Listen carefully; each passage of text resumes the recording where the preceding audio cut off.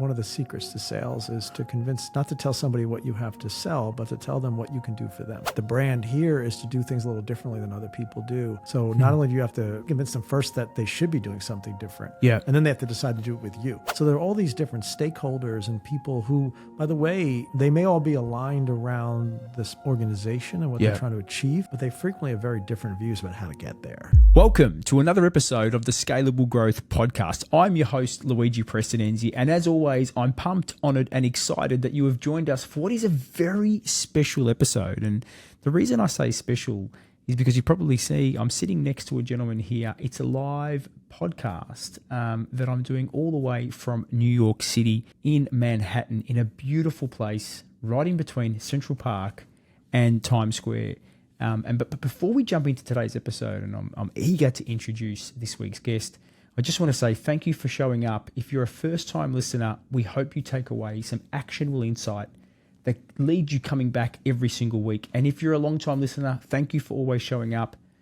We produce this content to help you be the very best sales professional you can be. So, the long-awaited, I would like to introduce today's guest, Mike. Thank you very much for joining us on the Scalable Growth Podcast. My pleasure, Luigi. Great to be here with you. Yeah. And mate, just before we jump into today's episode around sort of, selling without selling, but building relationships, do you mind telling our audience a bit about yourself, what you do at Crewcial, and a bit about sort of your history in working in the investment sector?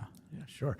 So my name is Mike Miller. I'm Chief Investment Officer of Crewcial Partners. We're New York City based, as you said. Investment advisor, largely to nonprofit institutions that do all kinds of great things, foundations, endowments, community foundations, a variety of organizations. I joined Crewcial in 1986 when I was in college. So I've been here a long time, which has been great for me, wonderful journey. And our job is to help these great institutions that we work with have more impact in the world. And our contribution, our small contribution or big contribution, depending on the day, to what they do is to invest their capital, help them invest their capital as wisely as possible, and to generate the outcomes that they need to tackle the issues that their organizations have been set up to address. Yeah, awesome. And just for those that might not know the endowment space, do you mind sharing a little bit about sort of, you say invest their money, just give our audience a quick understanding of, when you say their money, is that their savings? Is it, just talk a bit about, what does that mean, and how do you help them grow the money that you invest? Yeah. So a lot of nonprofit institutions either were originally endowed, someone passes away and says, I want to create a foundation, or even they're alive, they want to create a foundation, they give money they've earned to pursue a charitable purpose. Others are more of like fundraising organizations. So we were all, if you're a college graduate, you've probably gotten hit up for a donation from time to time from your university. And they pool that capital. Some of it they spend, and other parts of it they save. And this part they save is what we call endowment. And the idea of endowment is a really cool one, which is like, you can say, I'm going to give $100 to my this organization I care about. And I care about battling. I want scholarships to go to disadvantaged students. And what we do essentially is that pool of money, try to invest in such a way that it can support students today that need a leg up financially, and also can do the same thing 10, 20, 50 years from now. And it's the power of a gift and the power of investing it wisely. Fantastic. So essentially you help take their initial investment or their initial pool of funds and continue to grow and compound the fund that they have, so that they can continue to contribute to their community and achieve their mission and impact and what they're trying to achieve. Precisely. Yeah, fantastic. So we'd love to know, like, I know for a lot of our listeners, we have a lot of sales professionals that listen to this show because they're looking to find that extra 1% or that extra 0.5% to improve in their role. Some are selling products worth $5,000. Some are selling products worth a couple of $1 million. Do you mind walking us through what's been one of the biggest accounts that you've won? And do you mind sharing, what was the size of that account? It was a foundation on the West Coast of the United States. This all happened actually about 23 years ago now, so it's been a while actually. But it was one of the biggest and most impactful ones for me. And that account was at the time approximately $500 million of invested assets. Wow. So a lot of money. Yeah. And would love to get how did you go about finding that opportunity and what did the process look like to get them to trust you? Because that's a huge amount of trust somebody's putting in you to take $500 million of their money and invest it for them.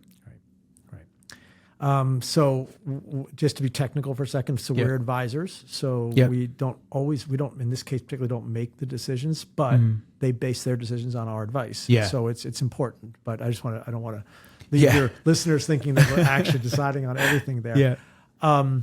It was an interesting story.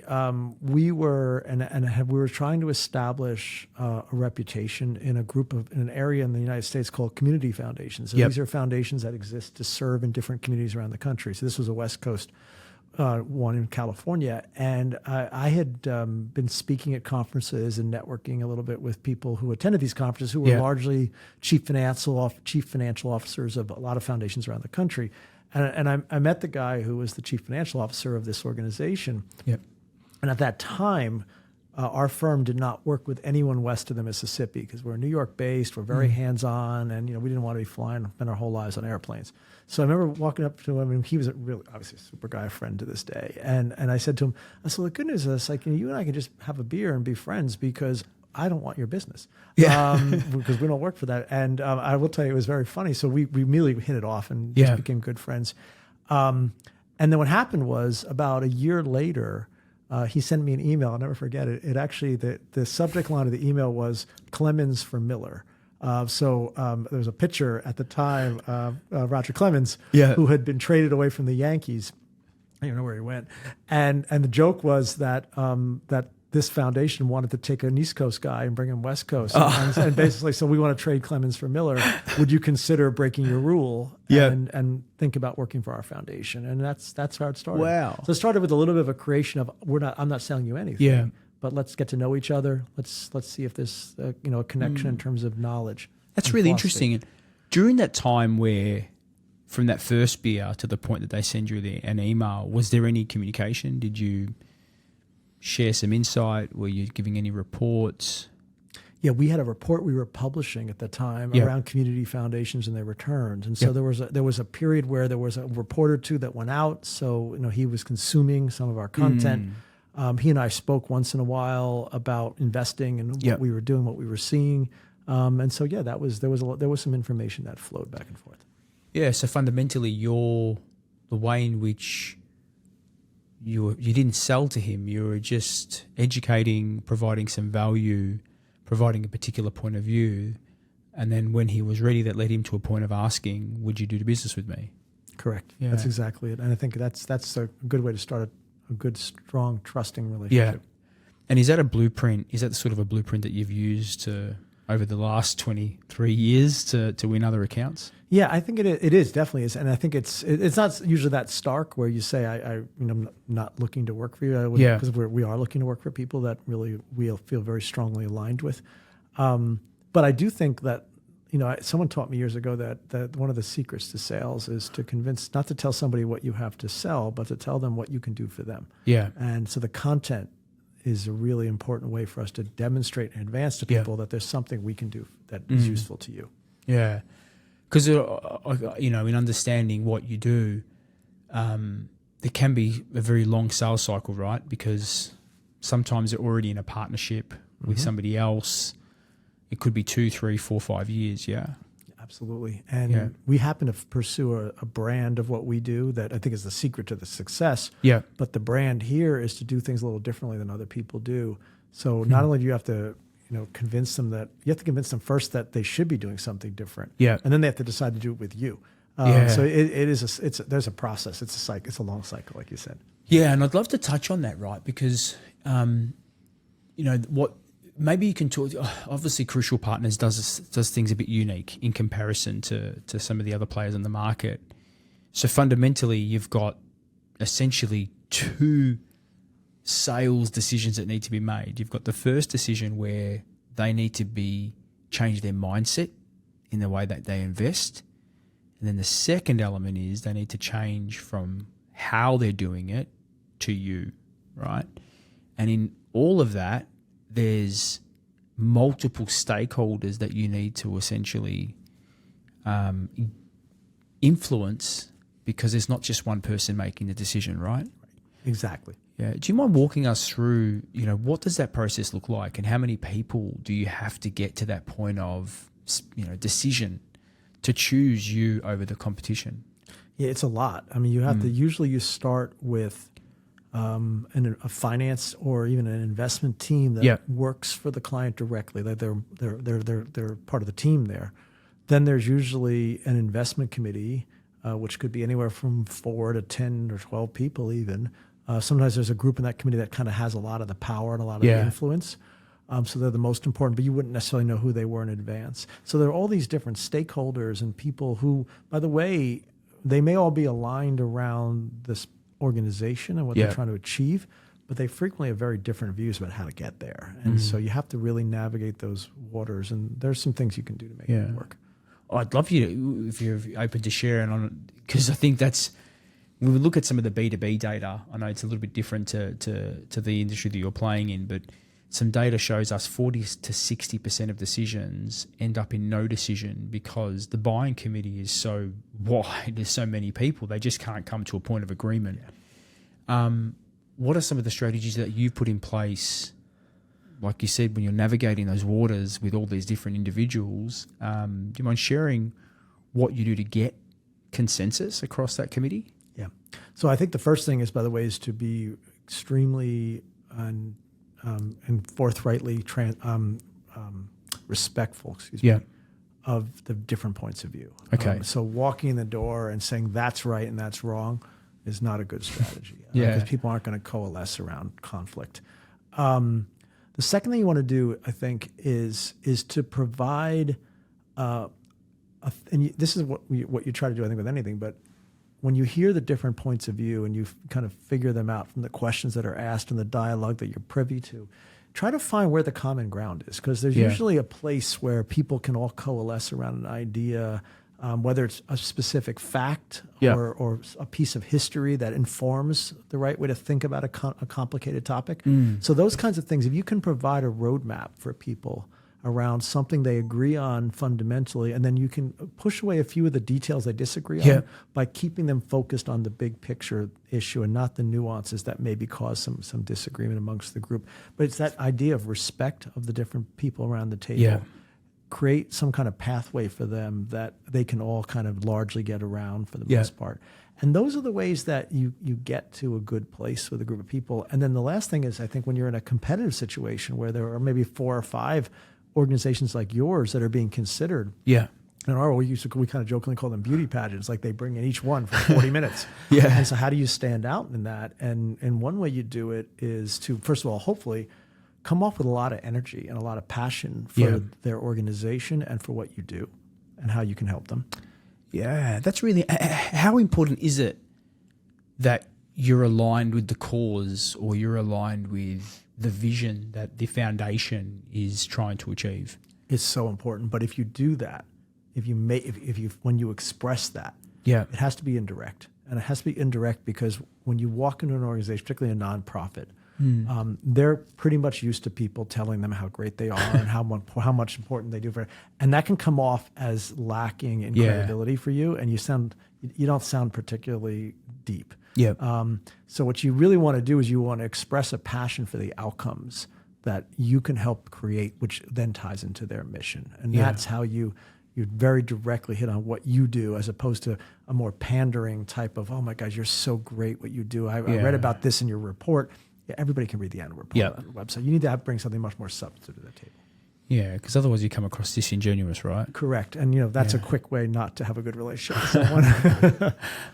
Now, one of the topics, or one of the questions that I'm really excited to ask, because when you look at investing, you could sort of say that it's a logical decision that people make when they look at some numbers and they say, well, this is telling me X. But sort of in the green room, we were talking a bit about the emotion that drives people's decision. Now, with the market essentially making a bit of it's not going in the way that I think many people would like, there's a bit of fear around, what it looks like. And logically, or I suppose for many, are taking the decision, well, it's time to retract, to maybe pull back on investing or hold making decisions.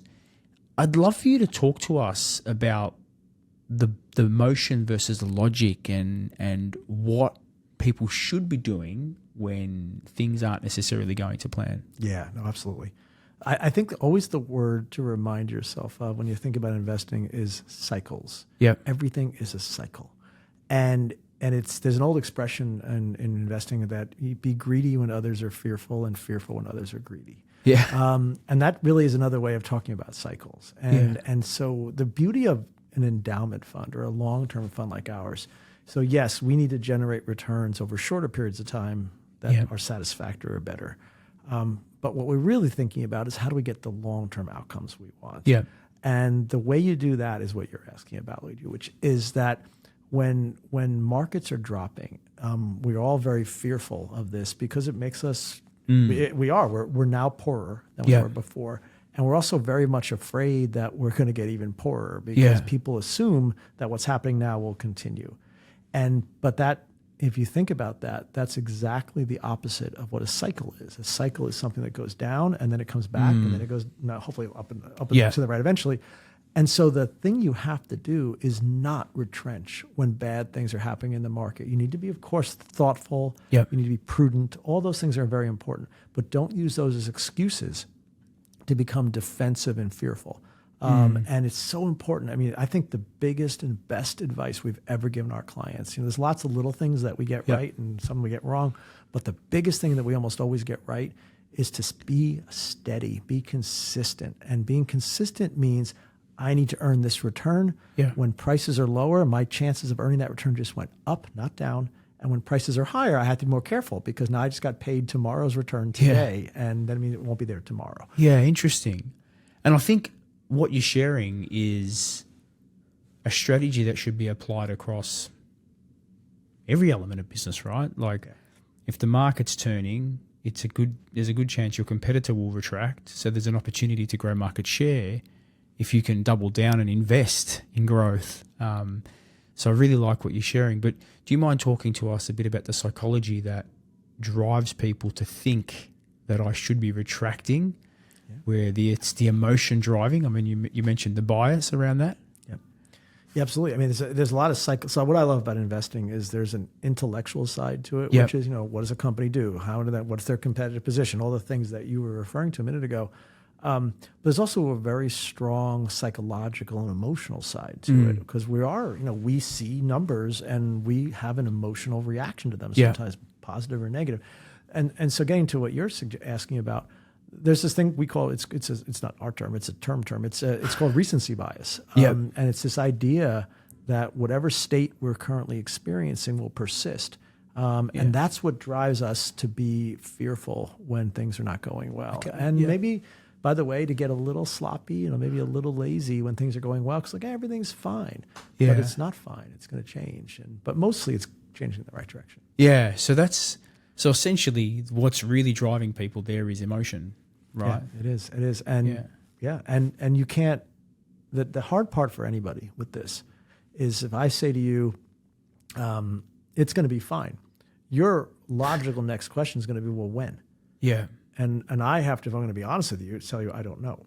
And that's a lot of uncertainty. And people don't like uncertainty. Let's be clear. We like to know that things are going to happen and they're going to happen a certain way. But the reality is that's not how the world works, right? There's a lot of uncertainty and there always will be. So how do you work through that? So when you've got, whether it's a prospect that you're talking to, you can see there's a heightened level of emotion, that bias is kicking in. How do you work with them to manage that emotion, to drop that tension so that they can be confident in the decision they're about to make? Yeah. So the first thing, you need to first establish that you have some domain expertise, that they should be listening to you, like that you have a message that's worth hearing. Right? If you don't do that, then the rest of it doesn't matter, right? The second thing is you need to establish a rapport and a trust with that person where they know that I'm here talking to you about X and advising you on Y because I believe it's in your best interests. And my best interests, which of course are going to always be important to me too, only flow through from what's best for you. Yeah. And if you establish that kind of trust, then you can go to the message from before, which is to say, oh, listen, I understand that this is happening and this is bad and this is bad. But what if I told you that history has proven time and time again that when this happens, this always follows? Yeah. And we have had this experience and we have facts to support the idea that this actually is going to happens every single time and you can count on it. And all those things come together and hopefully you walk away and say, you know, maybe I should think about this a little differently. Yeah. And I think that's the secret. Yeah, I mean, I'm summarizing in my head. I think I love what you're saying. You've got to you build that rapport and trust through the level of expertise, your domain expertise that you have, but then you calm them by actually showing what the past has occurred and showing that there is a way out of this. It's about navigating through this. Exactly. Right. We actually have a cool chart. So anytime you can have some data to support your case, and historical data, we have some of our longstanding clients. You know, so you take a client that's been with Crewcial for 30 years. They've had at least 6 or 7 times where their portfolio dropped 10, 15, 20, 25% in value. So these are really, really disturbing and difficult periods. So we have this cool chart where we show them, here's the 10 times, 7 times that happened. Here's how quickly you made back the money. And usually it's in months. Okay. And not in years. Yeah. Like 8 months later, you had made back your loss. And then we show them another really cool thing, which is what was your 5-year return? Because remember, we think long term, and 5's not even that long, but let's just use 5. What's your 5-year return from the worst moment, just before the drop? 5 years later, and every single time it's positive. And that helps people say, okay, wait a second. Yeah. This history is telling me something. Yeah. And I'm telling you as a trusted advisor that history is something you should be paying attention to. Yeah, that's really interesting. I mean, there's a couple of things there, right? Because I was just about to ask before you mentioned that. When a client has had a major dip in their portfolio and they pick up the phone, they say, Mike, with a stress to the hill, is that your strategy to manage through that by showing evidence? I mean, what do you do to help manage that stress that they go through? Yeah. I mean, the first thing you have to do is you have to connect. Yeah. And you can't come off as, it's no big deal, don't worry about it. You can't patronize people, especially when, by the way, they're not afraid of nothing. They're afraid of something that's very, very real in their lives, right? So empathy is a really good place to start, which, I understand how hard this is. And then you start to switch to, but this is why we've designed your spending policy if you're a charity, so that you're not going to have to cut your spending overnight because of this drop. In fact, the opposite's probably possible. Then here's your portfolio strategy, and then here's the history. And so just very calmly, after you have established that, yes, I understand why this is very disturbing, but here's the things that I know help me feel less worried about the future, and maybe they'd help you as well. Yeah, okay. So the underlining premise behind that is the empathy that you show, and actually showing that I do care. I'm not discounting your concern, but let me walk you through what's actually happening so that you can get a better understanding of what the future should look like. Exactly. There's a human connection, and you just described it. Yeah. So fun. And again, I know that I could sit here and talk to you for hours. We have a limited amount of time today. But would love to given that you've been working in this space as a trusted advisor for so many years, you're essentially selling but not selling. What would be your definition of sales from the eyes of somebody that has worked with so many people and so many organizations over the past 20 years? Yeah. I think the wonderful thing, and it's interesting, when you talk about sales, when I was a younger man, I thought sales was the idea of convincing someone to hire you. Yeah. And that's part of it.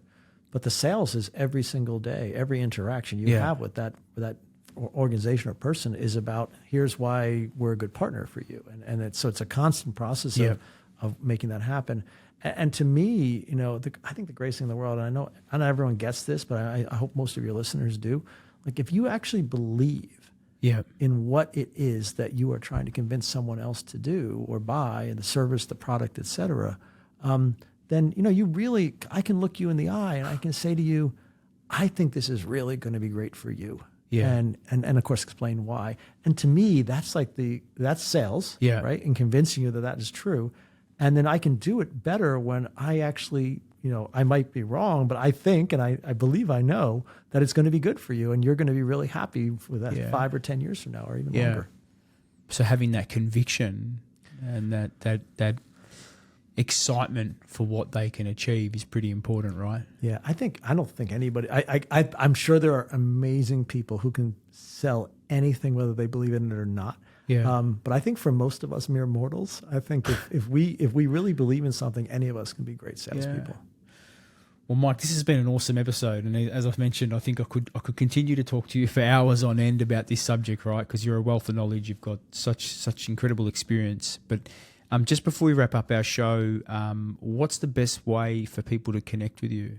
LinkedIn, or they can look at the Crewcial Partners website. I guess we'll provide that link, but feel free at any time. And so we have a great global research effort, so we get to travel around the world like you do, and so love to connect with people.